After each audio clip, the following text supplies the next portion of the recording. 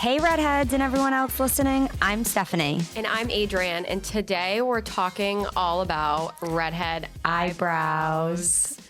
This is something that I think it helped us curate the H2 Bar Box, if you think about it, because customers used to always write in saying, what products are the best for my eyebrows? Because redheads have typically very fair eyebrows, or, you know, they don't really match the hair. So it's such like a misconception about what products to use. And then a lot of companies always discontinue their redhead eyebrow line or product, or they come out with a product and it's an eyebrow, whatever it is, a pomade, a gel, a pencil, and they go right from blonde to brunette with no redhead in between. Yeah. So from our experience over the last several years doing How to Be a Redhead, that's one of our number one topics. Eyebrows, that and fading red hair. But redheads just to this day struggle to find the right redhead friendly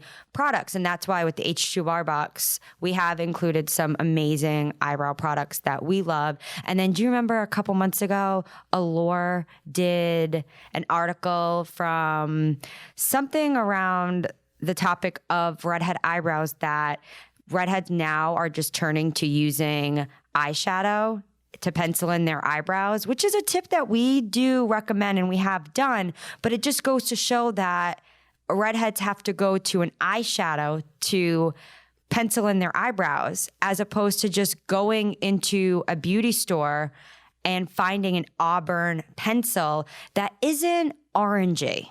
You know, it's auburn. That's why we're so excited about today's guest, who is Brett Freedman, because not only is he an expert on redheads because he is Reba McEntire's makeup artist, but The Reba. And he has created a line of redhead eyebrow products based off of working with Reba for years and years. So we're so excited to have him on and just be able to talk to him about all these situations. And I think Stephanie's dead on when she's talking about the variety of redhead products. And right now there are a lot of redhead eyebrow products that you can find online, but it's not always easy. And then if you do find them somewhere in the store, they're fire engine red. And they're not supposed to match redheads are not supposed to match their hair with their eyebrows. And it's not supposed to be a shade off. And it's not supposed to be like a candy apple OPI nail polish. It's not going to be the same. It's not supposed to be the same shade as that. And then it's really exciting, though, to see companies that are coming on board focusing on redhead products, like Lime Crime, the makeup cosmetic company. Yes. They recently just came out with a entire eyebrow line, and they actually have a shade called Redhead. So it's just exciting to see us in the mix and not being left out like the redhead emoji was left out for so long, you know, and that we're getting more representation. But I think, you know, unfortunately, I think a lot more companies have to really, step it up when it comes to their eyebrow lines for redheads. You know, Youngblood Cosmetics, we've been a fan of their eyebrow products for so long. And they don't even have one that's called Redhead or Auburn, but their colors are so complementary. So we're not telling cosmetic companies to come up with these products and call it redhead or red hair. Just come out with shades that are complementary to a redhead, and just give us more options. Right. And we talked about this in our first episode of the podcast. We talked with Julie Klausner about MAC and how they have a redhead. They do, product. and it's amazing. And it's something that you can find online, but sometimes when you go into stores, they don't even have it. You know, it's something that you have to really search for on their website, even though they have it. But they are one of the big companies that targets redheads with their eyebrow products. And that's exciting to see. Yeah. Yeah. Wet n Wild, they actually have a ginger eyebrow pencil. My God, I love that one. And it's so affordable. It's like a couple bucks, and all you need to do is get that and a pencil sharpener. I was about to say sharpener with my accent. And then you just just sharpen it every time you need to fill in your brows. So that's a good, I love that product. I do too. And the one that I have with me right now is by Glow Skin Beauty. H2 Bar Box. And at first I wasn't sure because it's called a micro liner. And what that means is basically every single stroke is like a stroke of hair. So you don't get that immediate effect. You have to kind of do 6 or 7 swipes in that area to actually see it. Yeah. But it's the most natural looking eyebrow product I've seen. And it has a spoolie brush on the end, so it's easy. It's already there. You can brush it up. I do agree. I love that one. And I like that product, you don't need a pencil sharpener. Oh, yeah. It just, you twist it up. Yeah. I love it too. And even Brett Freedman stuff his brow line is amazing. Well, the great thing, he has different shades of redhead, which is better. Even better. Yeah. So, and we will of course dig into that with Brett about his inspiration, which I am assuming we'll ask him. Of course, was Reba his inspiration for his line when it comes to redheads. But it is exciting to see that he has number of different shades. So if you have strawberry blonde hair versus a very, very deep auburn, you can still use products from his line because he has such a vast array of shades. And then I know that we talked about this with Julie in episode 1, that a lot of people are turning to microblading. Oh, yeah. Would you get it? I don't know. I think about it a lot. I think about it and then I don't know. I worry about the shade.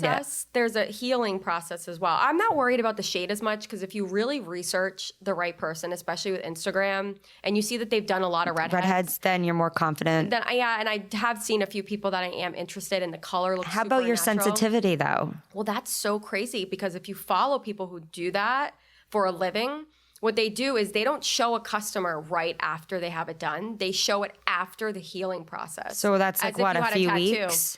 Yeah. So it is like a process. And I'm just worried about the way that it's going to be for my particular skin. This is Adrienne speaking because I'm like the typical redhead with sensitive skin. And I think even like our journey to have nice eyebrows has been like quite a journey because we grew up in the 90s and thin eyebrows was like it. It was it to have thin eyebrows. And then we also grew up in Rhode Island, where I would say was a very popular place for threading. And it still is to this day. Mm-hmm. So Adrienne, you graduated in 2005 in high school. I graduated in 2007. But I want to say we started eyebrow threading around like 2003, 2004.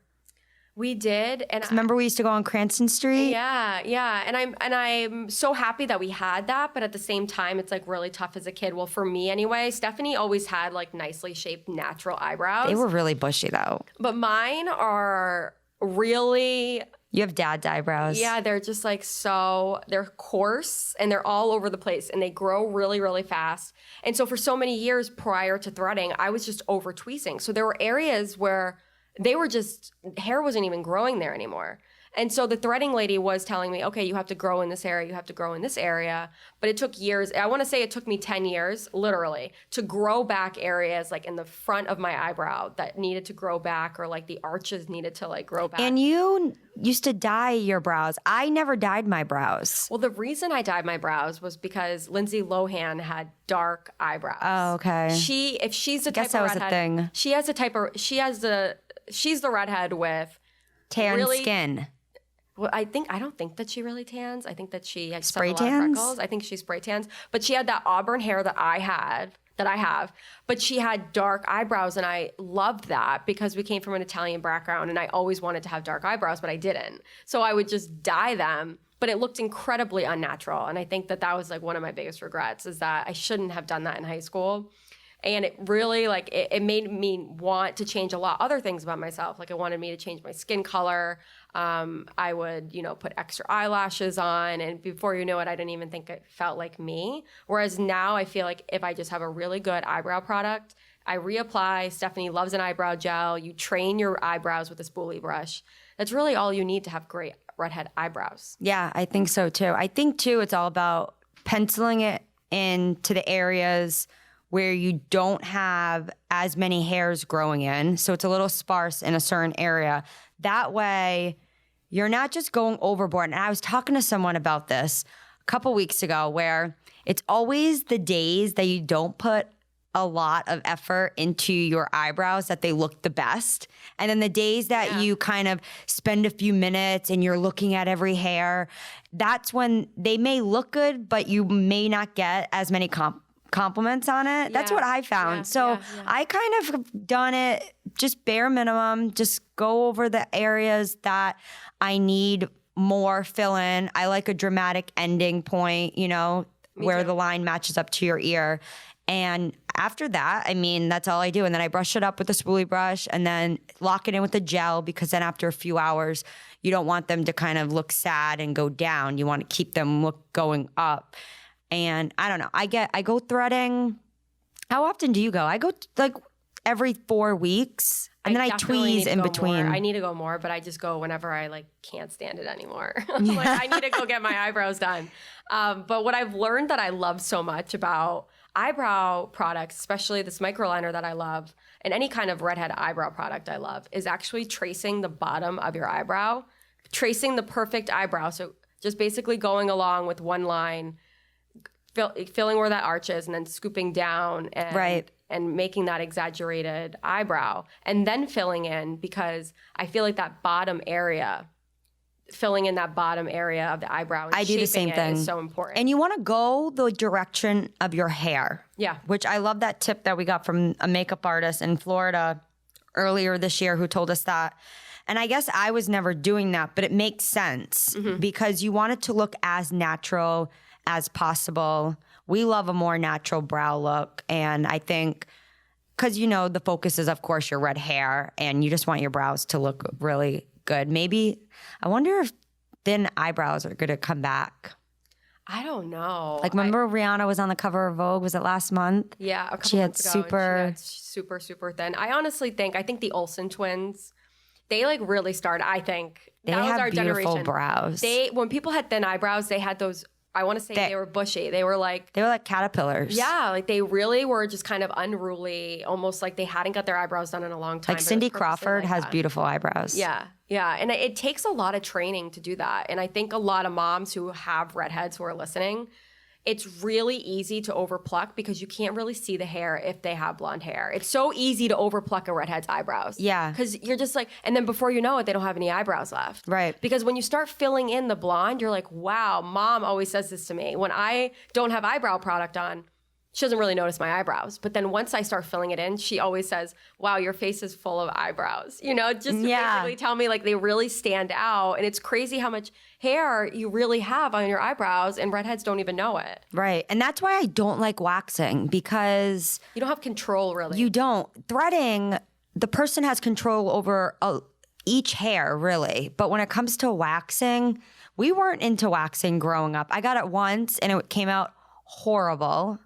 I started... And it burns and hurts. Really. And I broke out. And then they put the witch hazel over it, and that didn't even help. I feel like as if it just got worse. Well, I remember we had an esthetician when we were in New York City, and we were talking about waxing. And she said redheads have to be very careful about waxing because we have thinner skin anyway.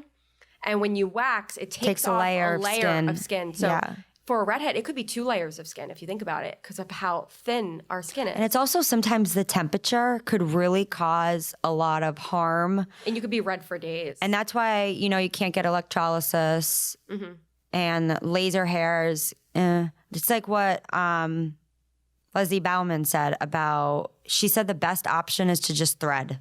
Yeah. Yeah, it really, really is. So I know that Stephanie and I are so excited to finally talk to Brett. I mean, we've done Facebook chats with him, and he did a tutorial in our book, remember, on a smoky eye, because Reba loves her smoky eye. But it would just be great to talk to him about, we don't really know much about how he became a celebrity makeup artist, his favorite products for redheads, what he does on Reba, her look right now. Anytime you see her on TV, I feel as if I look at her and I'm thinking, oh my God, I want to do that. How did he do her brows look beautiful. Her smoky eye is my favorite. I think she rocks a dark eyelid so well. And I really love how she always has a really pretty lip on. She does. And so many redheads are afraid of lips. And obviously we've talked about that in previous episodes. And we'll probably do a whole episode on lipstick because we're so passionate about redheads wearing lipstick color because it looks red so too. Mm-hmm. Yeah. So Brett Freedman, let's just give you a rundown on how cool he is. He is an LA-based makeup artist. He works with some of the most beautiful women in Hollywood, including Reba McEntire, who is seriously an idol of Stephanie and I's. And she she and Brett met over a decade ago on a cover photo shoot, and he's worked with her on her makeup ever since. And from what I've seen on Instagram, it seems like they're more of like a collaboration, and I feel like they have a really deep relationship. So he's also known for his Brett brow line, which are products just for eyebrows. And redheads, he has specific shades, just like we were talking about, just for us, and multiple shades for redheads. So we can't wait to talk to him more. Every single product has been created, formulated, and developed by Brett. Since he has worked on Hollywood's most famous redhead, Reba, we can't wait to discuss more with him on redhead-friendly makeup techniques and more. So let's call him up. Let's call him. The H2 Bar Box, a monthly beauty subscription box for redheads. Each box is worth $80 plus, and each product is Redhead Friendly approved. Head to h2barbox.com to subscribe and use code PODCAST to receive 20% off. Hey, it's Brett. Hi, Brett. It's Adrian and Stephanie. How are you, gal? Hey, Hi. good. How are you? Good, good. It's so good to talk to you. I know. I've been looking forward to it. Yeah, likewise. So we've been doing all of our work just researching you, and we were first like, how did you get started in makeup? That's our first question. Okay, so makeup-wise, how I got started in it, and you can hear me okay, right? Yeah. Perfect. Perfect. You know what's really funny? I grew up in Pittsburgh, and I wanted to get into makeup, but I didn't know, like, it was sort of the 80s, and men weren't really big in makeup, and I didn't know anyone doing photo shoots and stuff, and I thought, well, I can work in a department store, I could work at glamour shots, which I ended up doing in the 80s, which is hilarious, and those pictures are killing me. I've seen them on your Instagram. You've shared a few. Yeah. It's like rug burn, blush, and boas. It's like, that's amazing. And that's where I started, like, kind of learn to do hair. It was just like hot rollers and teasing, and so and then Allure magazine came out in the early 90s.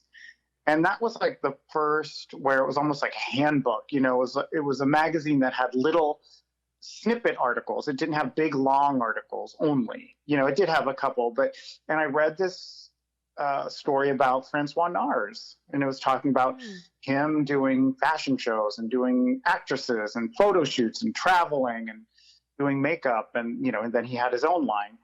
And I thought, I want my life to look like that.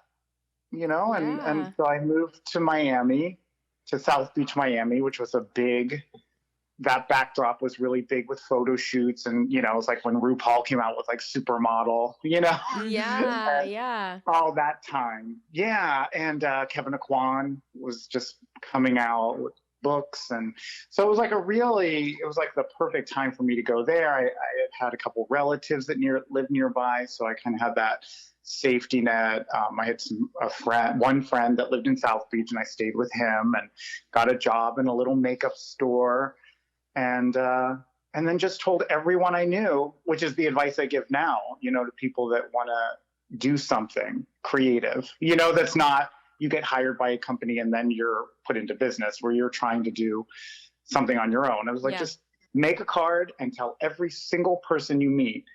And when I meet people, I'm a makeup artist. People say, what do you do? It's like, I'm a makeup artist. Here's my card. I love that. That's amazing. Yeah. And when I meet people, like a lot of times, like, I meet a lot of young makeup artists, and I was like, oh, well, what are you doing now? And it's like, well, I'm trying to be a makeup artist. Nope. Never say that. You're a makeup artist. Like, you're not trying, till you make it, right? No one gets on board with someone trying to do something. I love that. So, you have to be all in. You have to be 100%.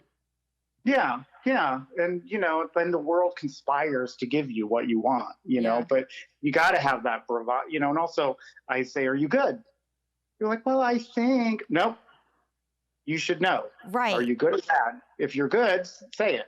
If you think you're good, then that's what you're leading with. But you have to, like, if people ask me, are you a good makeup artist? Yeah, I'm the best.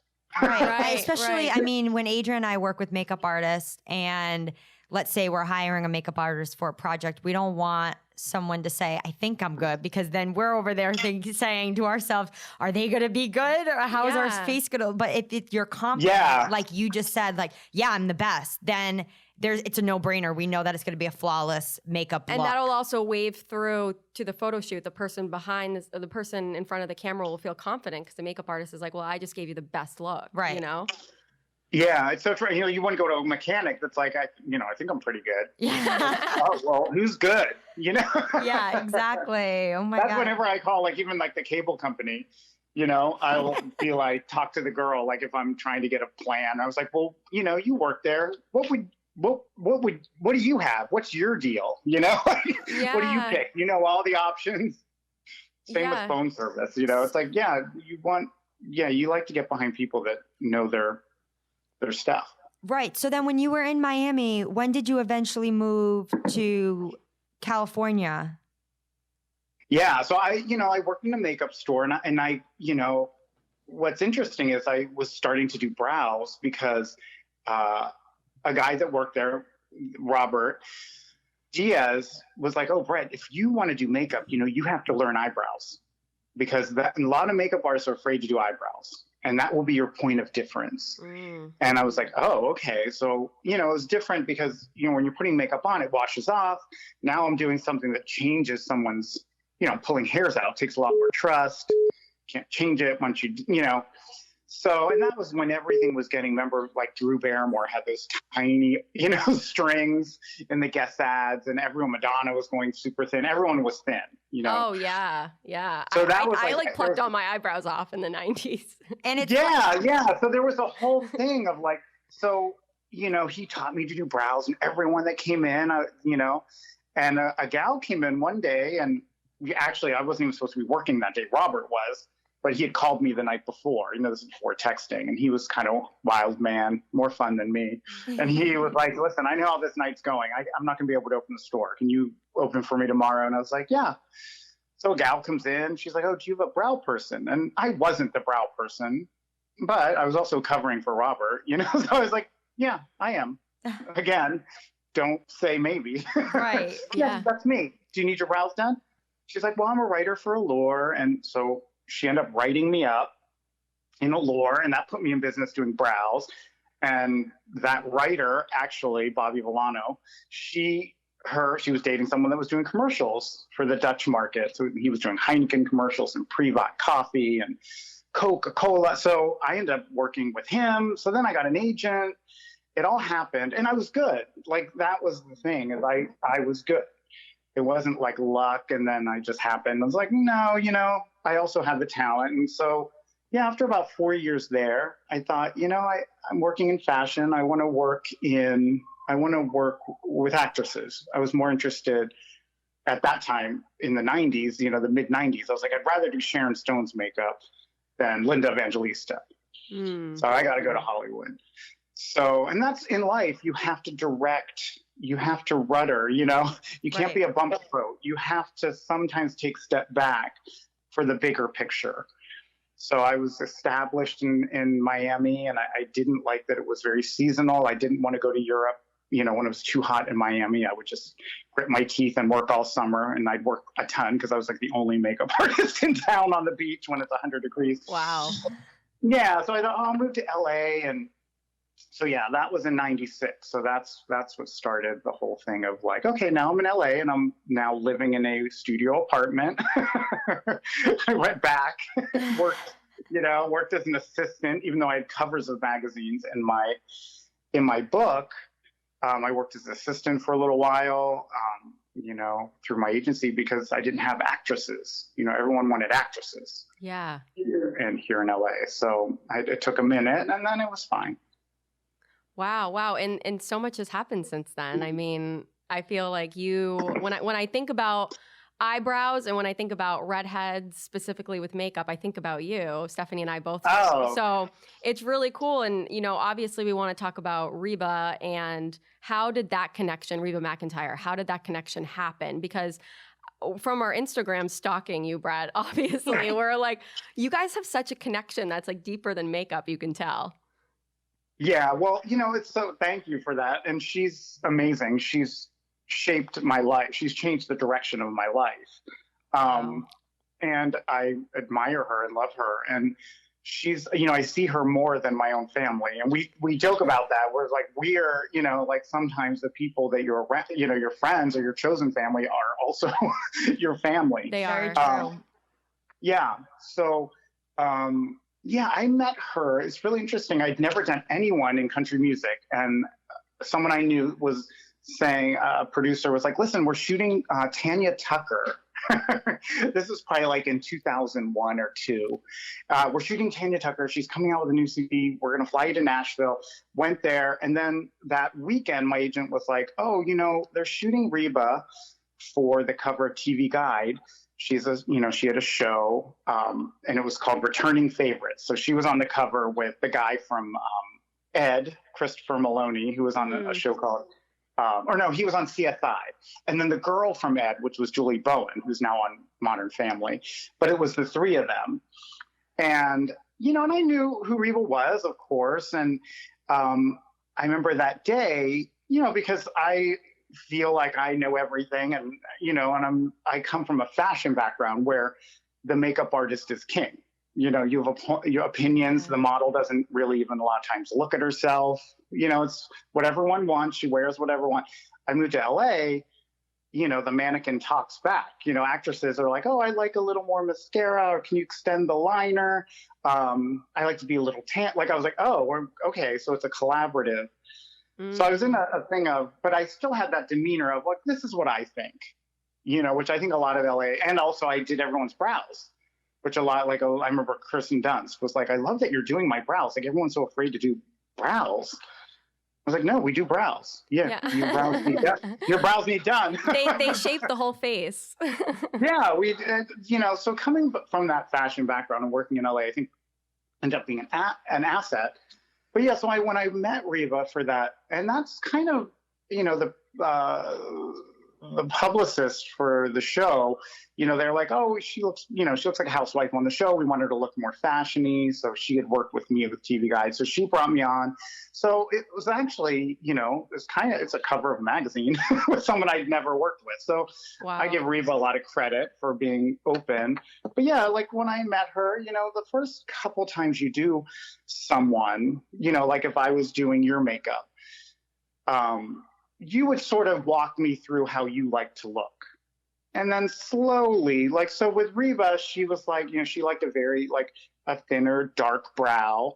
She liked this sort of terracotta lipstick.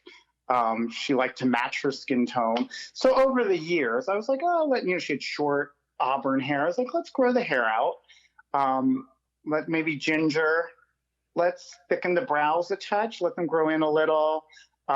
Let's do apricot glosses and stuff instead of a waxy lip. Maybe we'll give you, benefits, that peach, the Georgia peach powder, which is amazing. We don't have to bronze you, but maybe we'll do a dusting of a little peach to give your skin a lift.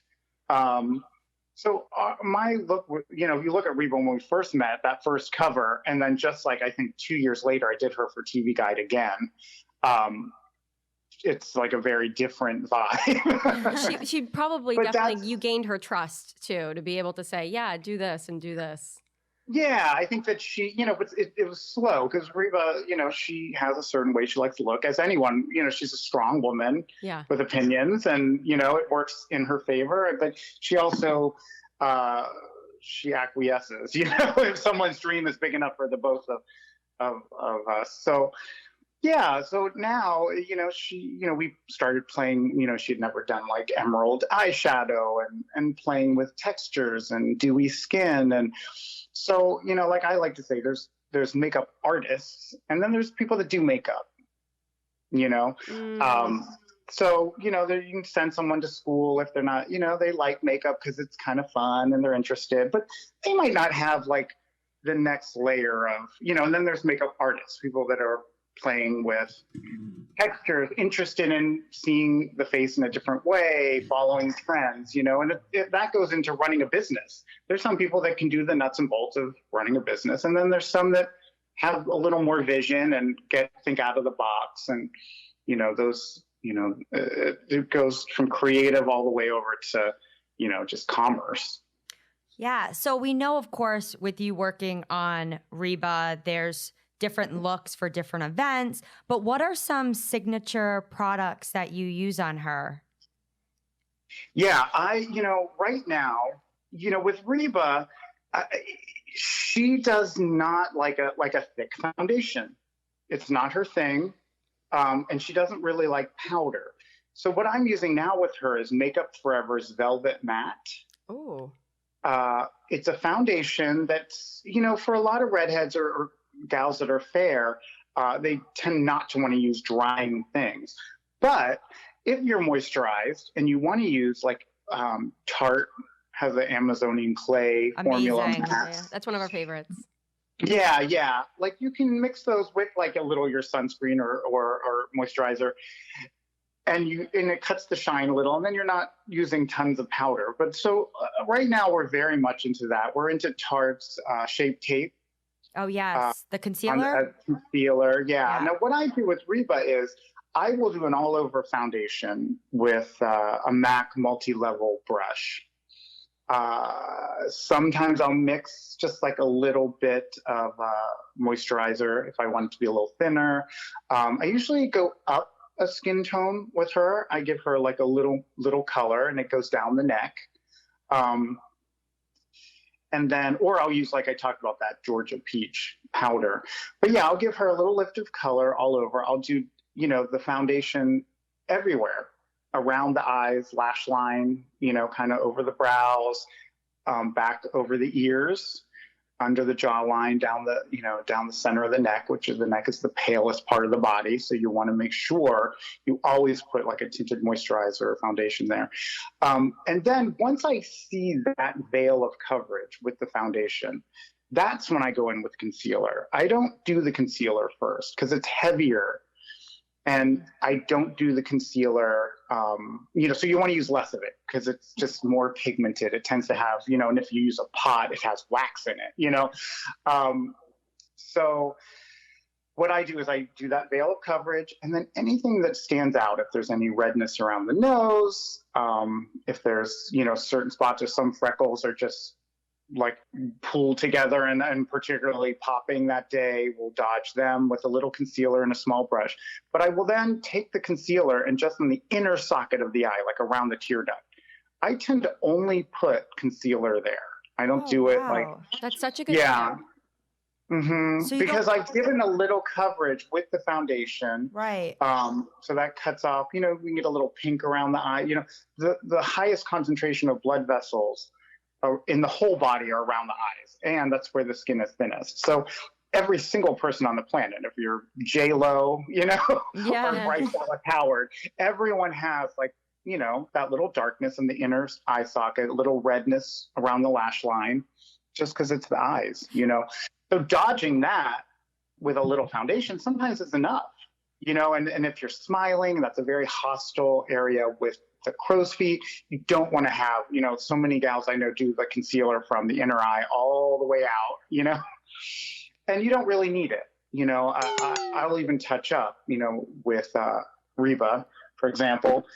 I'll bring the foundation and the concealer, and I touch up the face with the foundation and around the eyes with the foundation if it needs it. And then I only use that fuller concealer on the inner socket where it's darkest, and that makes a huge difference in brightening the eyes. And there's girls, if I work with a hairdresser or whatever, we're just playing with makeup. The one thing I do is a touch of concealer on that inner, in a nice fleshy color, not too light, something that almost matches the foundation. They're like, oh my gosh, I look like I've slept. And we haven't put mascara on. We haven't put anything else on, no blush. I love that tip because this is Stephanie. Adrian, you don't really have dark circles, but I have darker circles, especially I've noticed now as I've gotten older. And I feel as if in the beginning when I started wearing concealer, I used to just pack it on and do that big triangle. You know how I don't know, I found it on YouTube like years ago. And then slowly I just started to use less, and I feel as if it just looks a little bit more natural. But that's the one thing that I struggle with are my under eyes. Yeah, and here's a good thing. That Shape Tape is amazing with a small brush. And here's another tip with that is I don't do eye cream until after Oh, the really? foundation. Yeah, I use moisturizer all over. Then as the foundation dries and everything, then I just use, and this is so weird, I tend not, at night, like, gals can do whatever, I do it myself. But during the day, what I do is I do the foundation, I'll do the concealer, and then I'm letting it dry. So then I'm curling lashes, putting in things. You have to let the concealer dry, that fuller, like the Shape Tape. Mm-hmm. And then sometimes I go in and dot just a touch more, and it gets smaller, the amount, like maybe the very pit under the eye. Once it settles in and warms up, sometimes you just need a little extra. And then that's what you do for touch-ups. But this is for eye cream. A lot of eye creams have they almost have a greasy feel, Yeah. They do. grabs light. And so I do, I do Sarah Silverman, and her. she's always smiling. She's, she's a grown lady. Mm-hmm. So, she's conscious of makeup settling in the crow's feet. But I do Neutrogena Norwegian formula hand cream, and I dot that. Oh, On wow. the hand, and I dot that over the makeup. That is really good. And then oddly enough, Aveeno body lotion as eye cream, because they are like a satin finish. They don't photograph, or they don't look greasy. And a little dewiness is fine, like on the tops of the cheeks or whatever. You just don't necessarily want it in your eye socket area. Yeah. It's just now makeup. So these, and if you do this tip, you will notice that a couple hours after, dotting it over the foundation and over the concealer a touch, you'll run your finger along your skin and it will feel normal. And then you'll feel like a suede, like dewy, like a little grab. It stays. It's a little thicker than regular eye cream. It's not shiny, and it sort of stays. So, and I've been doing that for years. I do it on myself. I don't own eye cream. I only use either of those. Wow, I love that tip. I do too. I love that tip. I Yeah, feel like so that's good for day to day if you don't want that greasy eye socket. And it just kind of holds everything in. And you do have a little moisturizer because you're putting your moisturizer, sunscreen, whatever, all over everywhere. And then that's sort of and it helps the makeup move, kind of that dewiness, but it's not shiny. So yeah, that's wow, we went in deep on that one. No, I'm definitely It's going so to try that important. tomorrow too, because I totally understand the whole greasy eye cream concealer No, dilemma. and they redheads have thinner skin as well. So I know a lot of our listeners and followers, they talk a lot about concealer because it's such a big part of their life because of their skin being so much thinner, and then also having dark under eye circles like Steph. Yeah, because of fair skin. Yeah, I noticed with say redheads or girls that are very fair, if you're Salma Hayek and you're putting on a greasy eye cream, your skin is like a huge sponge, and it just, J-Lo, same thing, right? Mm-hmm. It brings it in. But, if you are someone that has like the thinner, like I remember Kirsten Dunst talking about that when I was doing her a lot when she was younger, it would just, makeup would either break apart or just sit there. You know what I mean? Like it didn't, you don't have as much, the skin's thinner, like you said. So yeah, it really does. You want things that move on the skin, and hold in moisture is important to keep it, mobile. So it doesn't, just break apart. Yeah. So talking about brows, we definitely want to tell all of our listeners about your Brett brow line. And what Adria and I love about it is the fact that you have so many redhead shades, such as Gingerella, Auburnista, Redhead. Yeah. So was Reba an influence with these shades? Because, I'm sure you're aware of this. There's so many cosmetic companies out there that either don't have a redhead shade, they skip right, they do blonde and then they just go right to brown, Or, they come out with the shade and it's maybe one, and from our experience, they're just not the right shades, but we've used your products and they're amazing and the shades just match so perfectly. So what was your inspiration with your brow line? How did it come about? Well, you hit the nail on the head. It's totally Reba inspired it because, listen, it's a numbers thing. Stores I sell my brow line to, a lot of times will say like, we don't want to, we'll take it all. We don't need the redhead. We don't really have that many redheads. Wow. And I said, listen, here's the thing. I know. And I said, listen, first of all, no, you have to get the entire line. Yeah. But, Yeah.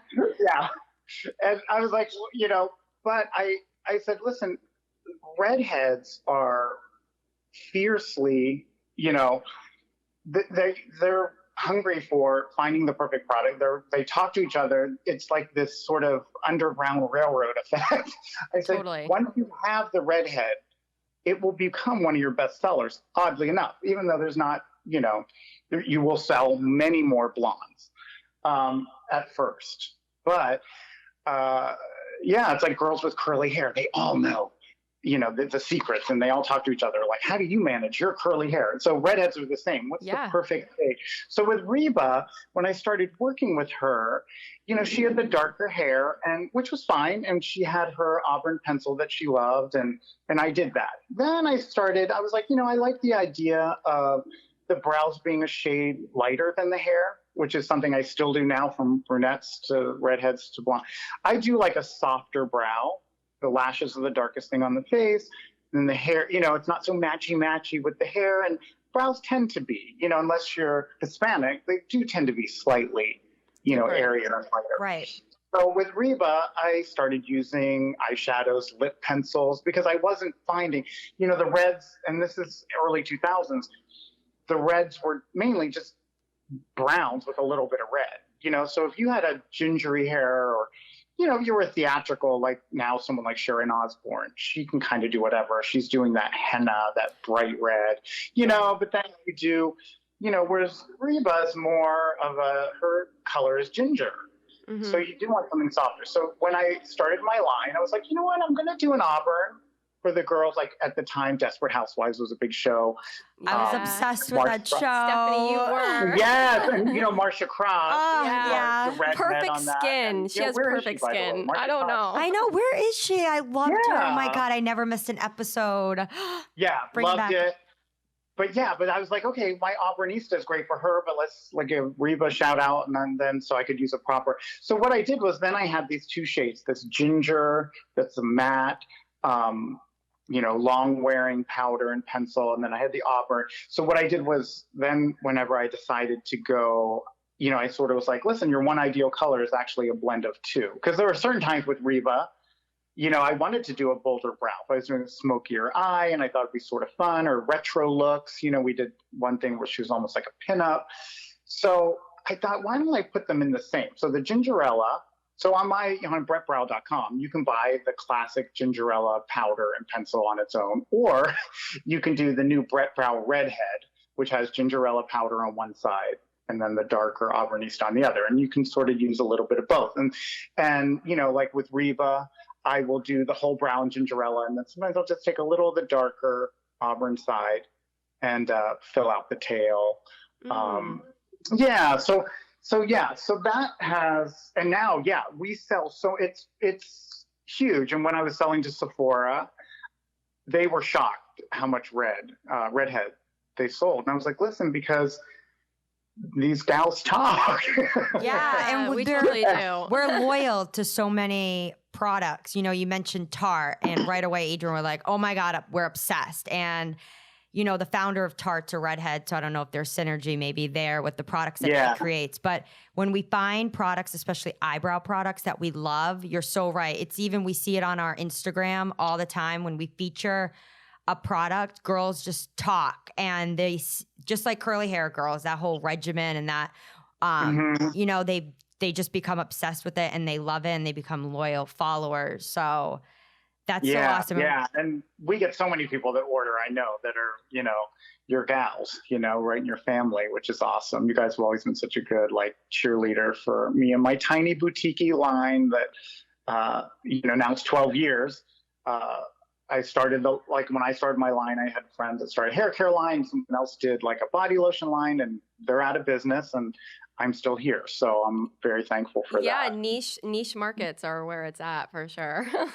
Yeah. I was like, listen, I'm not trying. I remember when I started, I wanted to be L'Oreal, and now it's so funny. L'Oreal wants to be Hourglass Cosmetics. Right, I know. You know, everyone's trying to make things look more organic and younger and in the moment and less corporate. And so, you know, I kind of like, everyone's like, oh, you were like, you know, ahead of your time. It's like, no, I just didn't try. I stopped trying to be that because that's not what anyone was into. Right, and you wanted to stay true to yourself and your artistic path and your creativity.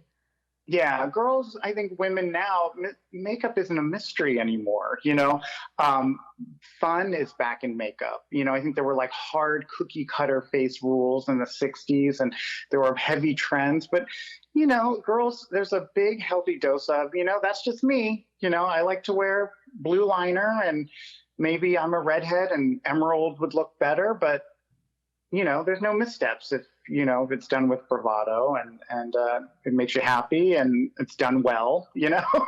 Yeah. So say a girl, you know, she buys the Brett Brow, let's say Gingerella or the Redhead or whatever is good for her. She gets it at home. What are the steps to have the perfect eyebrow? You know, I know it's hard when you're talking and not demonstrating, but are there areas that you're like, this is absolutely where you need to fill in, or this is exactly where it should go out to? I know Stephanie and I are really into extending our brows too. And then do you wax versus threading, or do you just tweeze? Because that's a common question that we get asked a lot. Yeah. Well, you know, here's the thing for me. I do photo shoots, so I can't wax. I can't carry all that stuff heated up. Also, waxing, there is a chance people's skin doesn't react well. And also, I tweeze. It's mobile. It's hard to make a mistake fast. Yeah, true. For me, if I was doing your brows and you don't know me from Adam, you know, we could look at it together. I would say I'm pulling a row here. Let's take this out. So what I usually say, and threading, I learned to thread. I did 2 actresses with it, and that was probably a heartbeat before a lot of people were, you know, it was more of like a Middle Eastern salon thing. So they were freaked out by the string and they didn't get it, and you know, it hurt. You know, it's different than, you know, like waxing is one big pain. So it's like if I slap you in the face.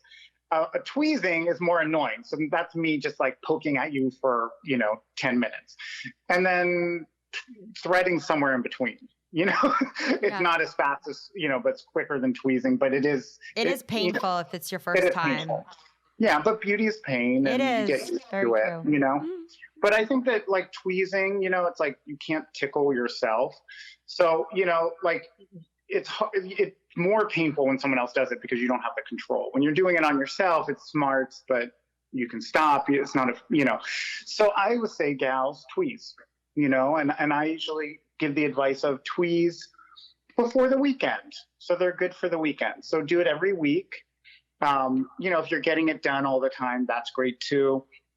But I do like the energy of maybe going somewhere if you have enough brow that it could make a change in the actual shape, you know, like go have it done. And then just every Thursday you get in some daylight in the car or near a window and you just clean up. It's easier to pull 7 hairs a week than 28 once a month, you know? Yeah. And I love the tip on doing it in your car because I tweeze my eyebrows in the car. I feel like it's the best lighting. Yeah.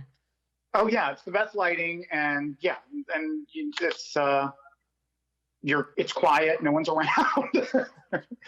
Hopefully when the car's not moving, my dear. Yeah, no. I'm parked in front of my house. Good girl. Yeah, me too. Like, it's true. You look in the rearview mirror and you're like, oh, well, there, I didn't see that a minute ago. But yeah, so usually I say like do that on Thursdays or Friday before the weekend. It's you get into that habit. And then usually I say brush the hairs up, brush hairs all up.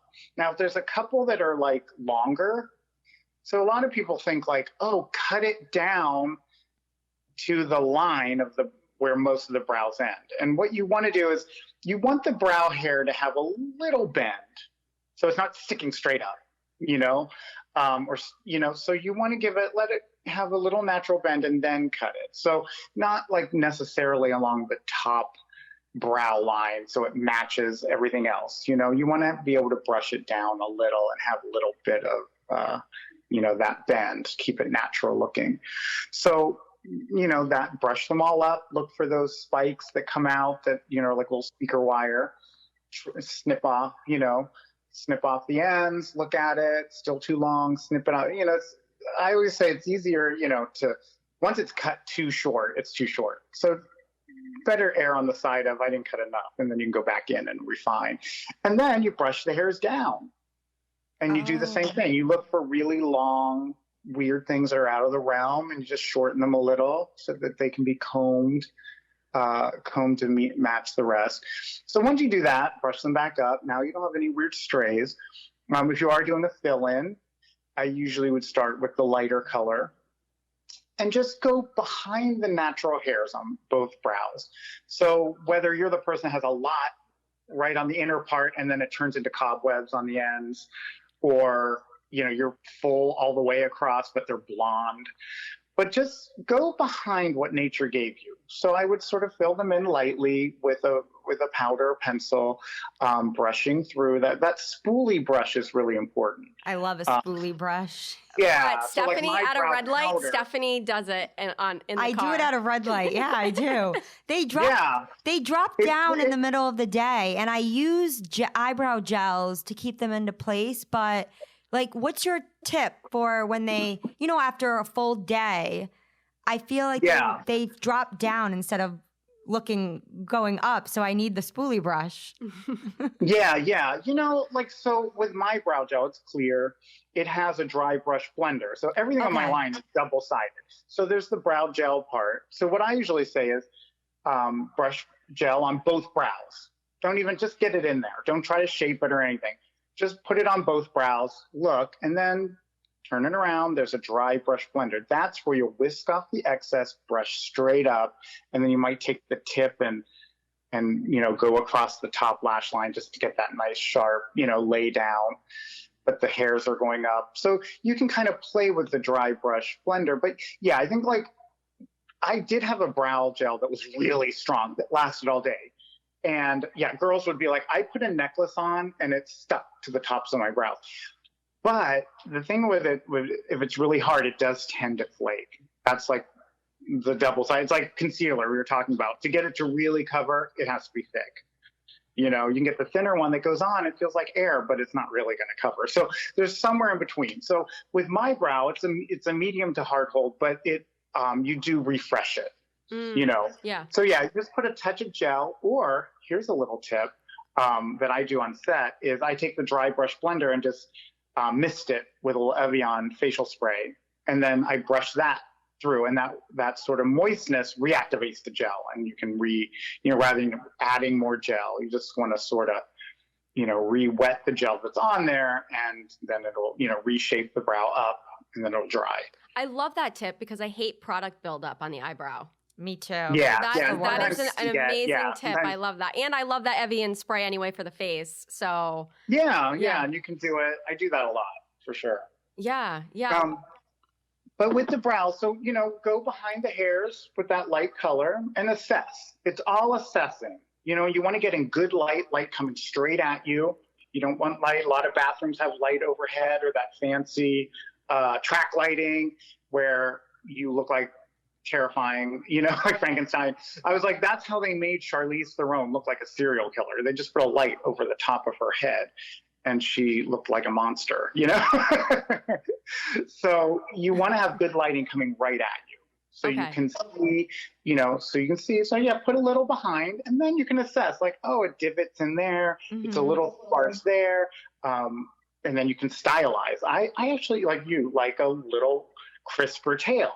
It's a little more glamorous, feels very, I like that definition. So I think going behind the natural hairs, brushing it through, seeing what nature gave you, and then repairing and detailing off of that. That's wow. Yeah, no, I love all I was this. just intently listening because I want to picture myself doing it, and it's so important. It's just exactly what you said. It's like it shapes the entire face, and I think once you have great brows, Brett, a lot of redheads are scared about eyeshadows. They're just, I think maybe like someone traumatized them one day. I used to be scared of eyeshadow until recently. Why though? Because you were at a department store and a makeup artist gave you a really dark, too heavy of an eye, and you were scared. You were like in 7th grade. Yeah, but I think too, I don't have an artistic hand. So with me, I would always say, no, I can't do eyeshadows because I don't really know. But then I realized it's all about blending and finding the right colors. So what colors should redheads embrace if they are thinking about exploring with an eyeshadow? Because Reba's eyeshadows are always Oh my on God, point. yeah. She rocks a good smoky eye. Thank you. Always. Well, this is just my mantra. And I do this for redheads especially. I don't like reddish browns. I don't like anything warm. I like taupes for eyeshadow. Oh, that's so funny. We had a matte taupe. I like a MAC wedge. I like just a matte taupe eyeshadow. And what I'll do, and I do this from Taylor Swift to Catherine Zeta-Jones, I do a nice taupe shadow matte that's not warm, that's not orangish. And I do that on the, so say I'm doing a smoky eye, I will do the lid. This is like something that's universally flattering, is you just do that along the lash line and lid up into the crease, and then you take that shadow and you go under the eye along the bottom lash line a little closer. And then you just and then sometimes I take a little face powder, like a little matte blot powder with no pigment, just to blend that out. And then once you get that gives the eye structure and depth, but it doesn't read as makeup because it's taupe, it's matte, it just anchors the eye. Then off of that, if you want to do like MAC Teddy, which is a nice brown that has a shimmer. I love a shimmer eyeliner because it has a little depth, especially for day. You can do that over the taupe. And right as lash line. And that will, or you can do a dark gray. I tend not to be, except at night, like into black liners and things. I like a liquid line. Me too. Again, you can do this. But for day, I tend to do like the brown, something with a little shimmer. I think there's one by MAC does a version of this. It's like a charcoal pencil. I think it's called like phone line or phone call, or I don't know, telephone. I don't know. That's phone is. But it's like it's new. And I really like that. It's like a charcoal, but has a little shimmer. And, I sort of dot that in and then get a small brush and kind of blend it till, it kind of dries. But yeah, I think the big thing with shadow is you want to start with something that's matte and taupe. Matte and so it taupe. doesn't look orangey. I know there's actresses I do, and if I can't do them, I see someone else done that, and I can tell right away if I did it or not because they have that orangey brown that just looks like a newscaster. I think it's not fashion. It's not. It's like, you get your warmth from your blush or your lip. Redheads have warmth to their hair, so they don't have to look to then try. That being said, I do like to lean into a copper, but that's a whole look. It's just like, in decorating, there's certain colors, where there's that baby doo-doo brown that just doesn't work, but caramel does. Yes. There's like that in makeup. There's certain shades that just look low rent or not cool and not as flattering. Does that make sense? Yeah. And what about mascara? Because do you do like a dark mascara, like a black or a like dark a brown? black Yeah, or yeah. brown? Okay. Yeah, like, we're black. a lot of times with Reba, I'll do brown on the bottom to give her eyes lift. So I'll do like a Lash Discovery by Maybelline with a tiny, tiny brush in waterproof. I always use waterproof on the bottom. And even if girls are like, I don't like waterproof, I'm like, well, sorry. because it doesn't move. Well, yeah, It doesn't move. I like I was like, you waterproof. can do that in your own life, but I'm not trying to look at a red carpet photo of you with raccoon eyes. I agree. I know. I like waterproof for that same reason, especially in the hot summer.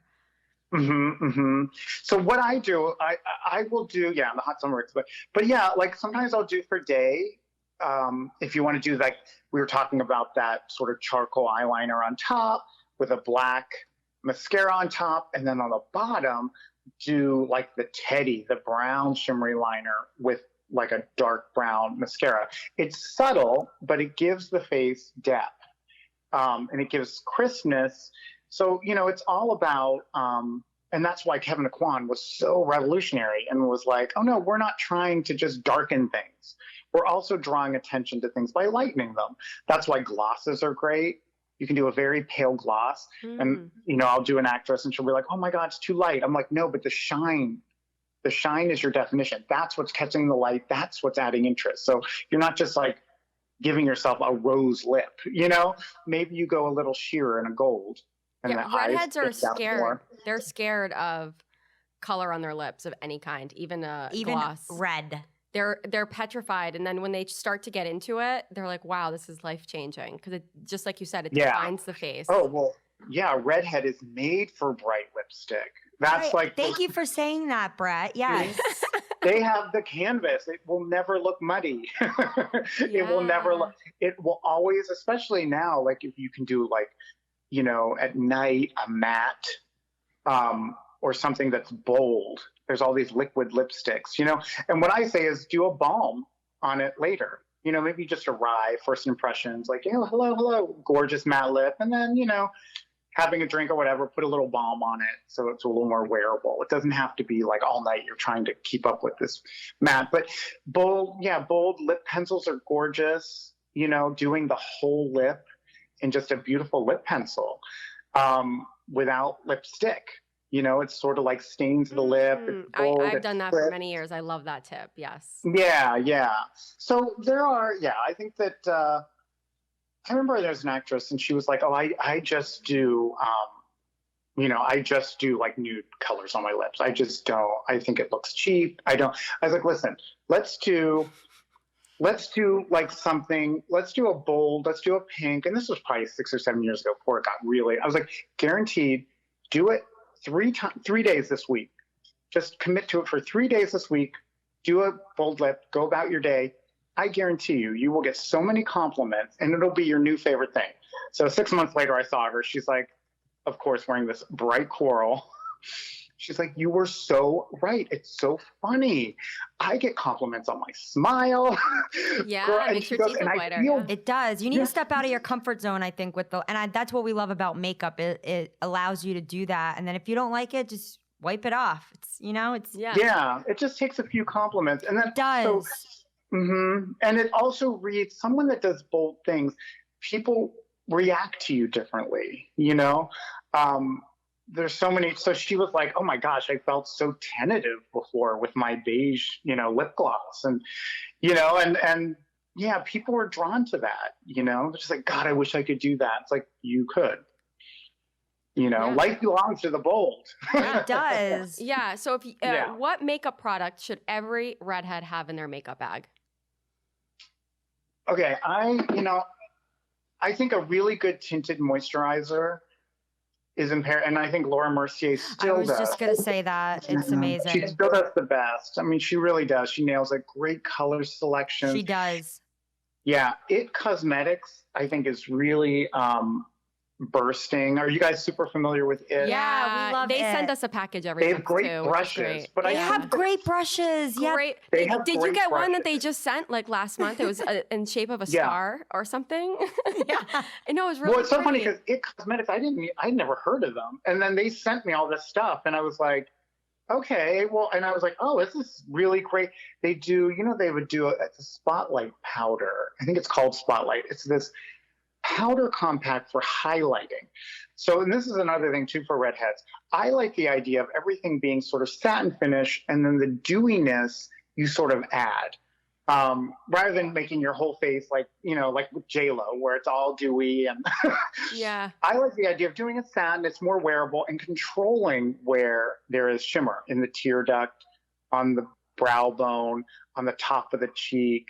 So It Cosmetics does this. So this is a great, like every gal should have, especially redheads, because it's such a pretty, finely milled highlighter that's powder. So you get a nice fluffy brush and you put it, just smile and put it over your blush and just sort of like icing, maybe get a little bit damp fingertip, put on there, dot it into your tear duct, whatever's left, put on your brow bone, do on the lip, in the center of the lip. That wakes up the skin. It gives it depth. A lot of redheads, a lot of fair, they tend to be on the drier side. They feel like their skin doesn't radiate. So this is a nice way without putting, sometimes you do it, like I love the creams and stuff. They don't last that long.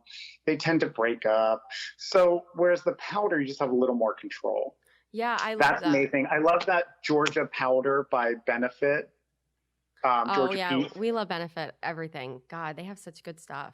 They have such good stuff, but a big fluffy brush and you get that, you're feeling like a little, you just do that. That's a redhead's bronzer, and doing it down the neck, if you feel like your neck is so pale, because like I said, with redheads, there's a lot of different colors going on, so if she's kept out of the sun, her face could still have a little more redness than say her neck. Yeah. And then the chest could be a lot. It's just such the bony part of the chest just grabs sun. So you have to decide, and then the tops of the hands. So whenever I assess you, so if I met you and I was like, okay, I'm going to do your makeup, let's look at your hands, the chest, the neck, and the face. Yeah. And your color is somewhere in between all of those. So if you're wearing a turtleneck, you can do whatever you want with your face. You can lighten it. You can make it look, if you are wearing a V-neck, you kind of want to take all of that. So you decide which, if the skin is very, on the chest, has a lot of redness from sun damage or a lot of freckling, you kind of have to decide. It's somewhere in between. And that's something I did with Reba. She's kept out of the sun, but I did warm her skin up overall. It downplayed some of the freckles. It photographed pretty, there's different, just a little more color in a subtle way. Is very user friendly. Yeah. Wow. This has been so awesome, Brett, just to be able to not only talk about Reba and your brow line, but just to talk about all these different things I didn't think about in terms of attaining dewy skin or highlighters. Yeah. So, I mean, it's like an onion. Once you start taking the many layers. Isn't it? We would love to have you back on too, because I feel like we could talk for another hour about all this stuff. Yeah, anytime. You gals are my faves. So you have my cell. Likewise. Yes, likewise. Alrighty, well, thank you so much for coming on, and we can't wait to talk to you soon. Oh my gosh. Well, thank you. It's great talking to you gals, and everyone, how to be a redhead. Hello. Yeah. And goodbye. Hey. Okay. Have a great evening. Brett. Bye. Thank you so much. The H2 Bar Box, a monthly beauty subscription box for redheads. Each box is worth $80 plus, and each product is Redhead Friendly approved. Head to h2barbox.com to subscribe and use code podcast to receive 20% off. He is so fabulous, isn't he? I feel like we could talk to him for another hour just about eyebrows. I was intently listening about what he does to get that perfect eyebrow. I love his advice about the Evian water with his eyebrows, and then it just reactivates the brow gel. That's such a good tip. And I loved his tip about putting concealer on the inside of your eye, not doing that really triangle look that you see on YouTube, which I have done before, and I just feel as if it kind of washes me out and I'm dragging the concealer so far down my face, when he said all you really have to do is just dot areas after applying foundation and then going in to the inside of your eye. And then he said, which I love this tip, applying an eye cream or a hand cream just after for an extra to seal everything in. And I love that. So it's not a greasy look like a lot of you can kind of get once if you do apply an eye cream. And even sometimes powders, it is very drying, especially for redheads. So redheads have a hard time getting that dewy look. So I think to be able to do something like that is so easy. Yeah, especially, I mean, I struggle with under eye circles. I'm always looking up tips and on our website or, other random websites just to get some more tips that we can share. So hearing that, I'm definitely going to try it. Yeah, totally. Well, we will be back with another great episode next week, and we are just so pumped and can't wait to talk more. And we will share all the notes in the caption section underneath this episode with a link to all of Brett's tips. So if for some reason after listening you're jotting it down and missed some tips, don't fear, we got you. And, always. Yeah, and have an amazing rest of your day. Rock it like a redhead.